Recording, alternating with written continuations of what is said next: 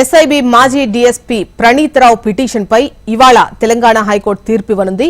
Phone tapping ఆరోపణలు ఎదుర్కొంటున్న ప్రణీత్ రావును పోలీసులు విచారిస్తున్నారు. కాగా ప్రణీత్ రావు వేసిన పిటిషన్ పై విచారణ జరిపిన న్యాయస్థానం తీర్పు రిజర్వ్ చేయగా నేడు తీర్పు ఇవ్వనుంది. కాగా కోర్టు తీర్పుపై సర్వత్రా ఉత్కంఠ నెలకొంది. ఫోన్ ట్యాపింగ్ వ్యవహారంలో ప్రధాన నిందితుడైన మాజీ డీఎస్పీ ప్రణీత్ రావు తెలంగాణ హైకోర్టును ఆశ్రయించాడు. నాంపల్లి కోర్టు విధించిన వారం రోజుల పోలీస్ కస్టడీని సవాల్ చేస్తూ హైకోర్టులో లంచ్ మోషన్ పిటిషన్ దాఖలు చేశారు. వాస్తవాలను పరిగణలోకి తీసుకోకుండా కింది కోర్టు పోలీస్ కస్టడీకి ఇచ్చిందని పిటిషన్లో పేర్కొన్నాడు. కస్టడీ సమయంలో సుప్రీం మార్గదర్శకాలు పాటించలేదన్నారు. దర్యాప్తు అనంతరం పోలీస్ స్టేషన్లో పడుకోవడానికి సరైన సౌకర్యాలు లేవని పిటిషన్లో కోర్టు దృష్టికి తీసుకువెళ్లాడు. కస్టడీలో భాగంగా రోజు పోలీసులు విచారణ ముగిసిన తర్వాత తనను పోలీస్ స్టేషన్లో కాకుండా జైలుకు తరలించేలా ఆదేశాలివ్వాలని కోరారు.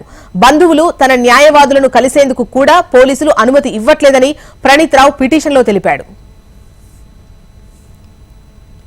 గత ప్రభుత్వ హయాంలో ప్రతిపక్షాలకు చెందిన పలువురు నేతల ఫోన్లు ట్యాప్ చేసిన ఆరోపణపై ఎస్ఐబి మాజీ డీఎస్పీ ప్రణీత్ రావును పోలీసులు అరెస్ట్ చేశారు. నాంపల్లి కోర్టు ప్రణీత్ రావును వారం రోజుల పాటు పోలీస్ కస్టడీకిచ్చింది. ఈ కస్టడీని సవాల్ చేస్తూ అతడు హైకోర్టును ఆశ్రయించాడు. ఈ నేపథ్యంలో నిన్న హైకోర్టులో విచారణ జరగ్గా కోర్టు తీర్పు రిజర్వ్ చేసింది. ఆ తీర్పును నేడు ఇవ్వనుంది.